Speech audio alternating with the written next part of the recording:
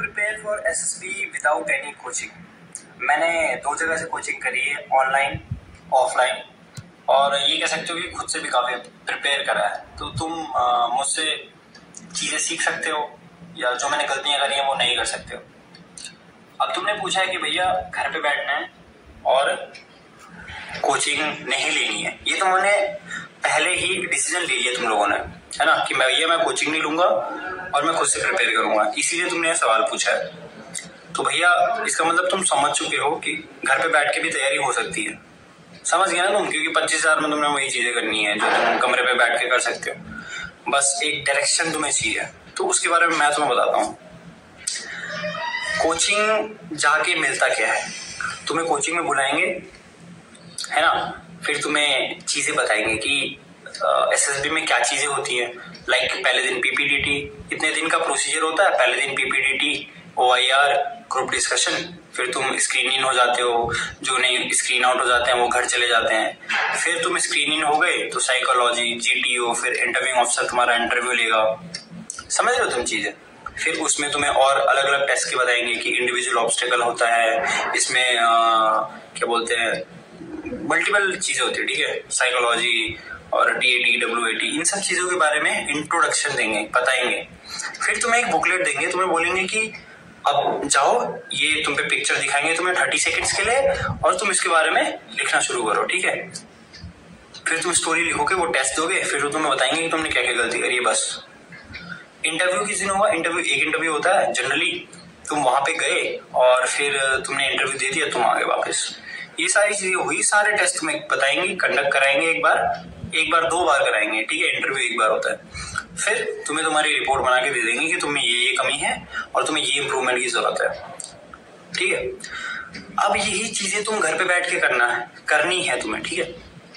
सबसे पहले एसएसबी के बारे में जानना है कि एसएसबी इंटरव्यू में होता क्या है ना, क्या क्या चीजें होती है। लाइक मैंने मेंशन करा अभी, पीपीडीटी, जीडी और लेक्चरेट होता है और बहुत सारी चीजें होती है, ठीक है।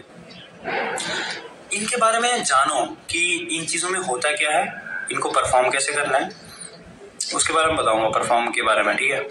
अब तुमने जान लिया इसके बारे में, सब चीजें पता चल गई, समझ रहे हो ना। जेई नीट के बारे में जैसे रहता ही है कि भाई इस दिन एग्जाम होता है, ये सिलेबस है, ये पढ़ना है, ये ज्यादा स्कोरिंग है वगैरह वगैरह, सिमिलरली इसके बारे में करना है।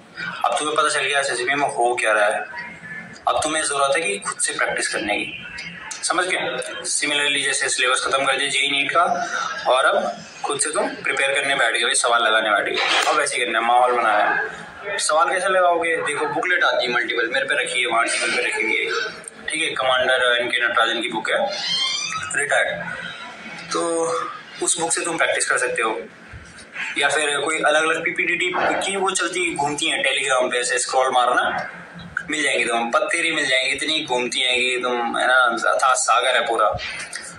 फिर अब तुम इनसे प्रैक्टिस करने लगे लेकिन तुम्हें मजा नहीं आएगा, वो एनवायरनमेंट नहीं मिलेगा। एंड फॉर दैट एनवायरनमेंट तुम क्या करोगे, तुम एक व्हाट्सएप ग्रुप ज्वाइन करोगे या टेलीग्राम ग्रुप ज्वाइन करोगे। मल्टीपल ग्रुप है, अब ऐसे मत पूछने बैठ जाना भैया ग्रुप बता दो, ठीक है।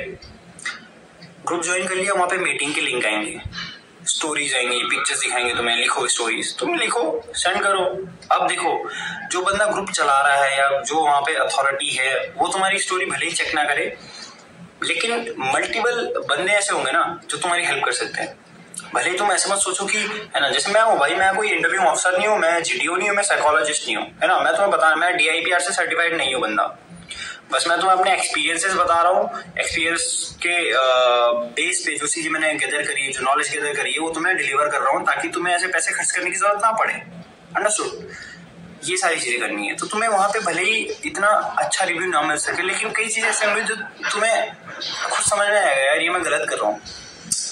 फॉर एग्जाम्पल, ग्रुप डिस्कशन हो रहा है, ऑनलाइन मीटिंग चल रही है, एंड तुमने एक पॉइंट रखा या फिर किसी सामने वाले ने एक पॉइंट रखा, तुमने उसको पॉइंट काट दिया, तुम गाली गलौज पे उतर आए या तुम उसको बहुत रूडली तुम कहते हो कि ये कैसे कह सकते हैं तू, है ना, ये नहीं होगा, ये होगा, समझ रहे हो, एक रूड वे हो गया। एंड अदर पर्सन, जो भी वहां पे अथॉरिटी है, उसने आपको करेक्ट करा कि इसको सही कहने का अलग तरीका हो सकता है, थोड़ा polite way. Like for example gentleman, don't you think that इस काम को हम इस तरीके से कर सकते हैं, and gentleman don't you think it can be added to it, it can add more value to it. तुम रीजनिंग देके अपने पॉइंट्स को जस्टिफाई कर सकते हो। ये सारी छोटी मोटी चीजें तुम्हें बता देगा, समझ रहे हो। अब देखो, कुछ नहीं से कुछ बढ़िया होता है, ठीक है। 25,000 वहां खर्च करने से बढ़िया तुम कुछ तो सीख रहे हो, है ना। पहले वहां से जितना सीख सकते हो सीख लो, तब तुम्हारा मन करे कि हाँ अब एक बार इवेल्युएशन के लिए मुझे रियल एसएसबी के जो है ना रिटायर्ड ऑफिसर्स हैं उनसे मुझे रिव्यू लेना अपना, तब कोचिंग जाओ, ठीक है। प्रिपरेशन का तरीका समझ गए, खुद से प्रिपेयर कर रहे हो, है ना। अब तुमने टेस्ट देना शुरू किया व्हाट्सएप ग्रुप वगैरह से, तुम सब चीजें सीख गए। अब देखो, तुम ग्रुप डिस्कशन में बैठे हो, लेक्चरेट में बैठे हो, और तुम्हें पता ही नहीं है कि मैं बोलूं क्या, इसका कुछ फायदा है। तो एक हसल तुमने साइड हसल करना है कि तुम न्यूज देखोगे, न्यूज़पेपर पढ़ोगे, खुद से अपनी फ्लुएंसी पे काम करोगे। फ्लुएंसी का वीडियो मैंने पहले जाके बनाया, उसको भी देख लेना, और इंग्लिश स्पीकिंग का, ओके। फिर इन सारी चीजों को करने के बाद तुम्हें खुद में कॉन्फिडेंस फील होने लगेगा कि यस, है ना, आई कैन मेक इट, है ना, मेरे पास है वो चीज जो मुझे बनाती है, कुछ अलग बनाती है, या है ना मुझे डिफरेंशिएट करती है बाकी लोगों से। तुम प्रिपरेशन के दौरान ये चीजें सीखते हो, तुम्हें कॉन्फिडेंस बिल्डअप होता है, तुम्हारी कम्युनिकेशन स्किल्स सुधरती हैं, काफी इतना अच्छा फील होगा ना तुम्हें 1 साल बाद या 6 महीने बाद तुम ऐसा सोचोगे इस चीज के लिए प्रिपेयर करने। मेरा सोचने का तरीका चेंज हो गया था, ठीक है। तुम प्रिपेयर करना है इसके लिए, है ना। भले तुम किसी अदर एग्जाम के लिए भी प्रिपेयर कर रहे हो, बट तुम देखना एक बार, जब तुम इसके लिए प्रिपरेशन शुरू करते हो और जब तुम इस प्रिपरेशन को मतलब बीच में रहते हो, या फिर ऐसा लगता है कि तुम्हें हाँ चलो काफी टाइम हो गया, चेंज देखना अपने अंदर, कई चीजों को चेंज आएगा, समझ रहे हो। तो भाई यही है, मैंने जो तुम्हें बताया, पता करो उसके बारे में, और बुक से प्रैक्टिस, व्हाट्सएप ग्रुप से प्रैक्टिस करो, बुक से प्रैक्टिस करो। न्यूज़पेपर मस्ट है, क्योंकि वहां पे भाई ग्रुप डिस्कशन में कुछ तो बोलना पड़ेगा तुम्हें। चुप रह के तुम अपना कॉन्फिडेंस नहीं दिखा सकते हो कि आई एम कॉन्फिडेंट, अबे मैं चुप हूं, मैं कॉन्फिडेंट हूं, नहीं। तुम्हें अपना पॉइंट पुट अप करना पड़ेगा, समझ रहे हो, कि तुम चीजों को इनिशिएट करने के कैपेबल हो कि नहीं हो। ऑटोमेटिकली तुम्हारा कॉन्फिडेंस वहां पे दिख जाएगा, ठीक है।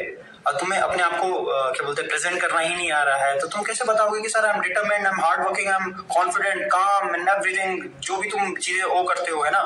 तो ये सारी चीजें बताने के लिए तुम्हारी कम्युनिकेशन स्किल्स पे कमांड होनी चाहिए, और तुम्हारी नॉलेज पे तुम्हारी कमांड होनी चाहिए, ताकि तुम वहां पे पॉइंट पुट अप कर सको, है ना।